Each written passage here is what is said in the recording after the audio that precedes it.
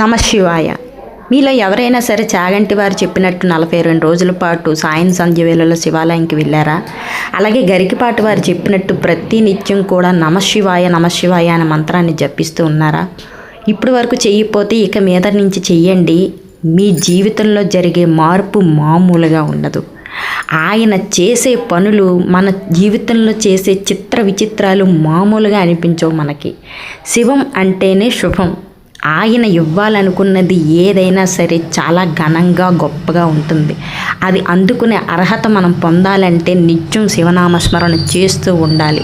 ఓం నమ శివాయ నమ శివాయ నమ శివాయ అని ప్రతి నిత్యం ఆయన వదలకుండా ఆయన నామస్మరాన్ని జపిస్తే ఆ మహాదేవుడు, ఆ మృత్యుంజయుడు మనకు మృత్యువును కూడా తొలగించి సకల శుభాలు ఆయన కలగజేస్తాడు.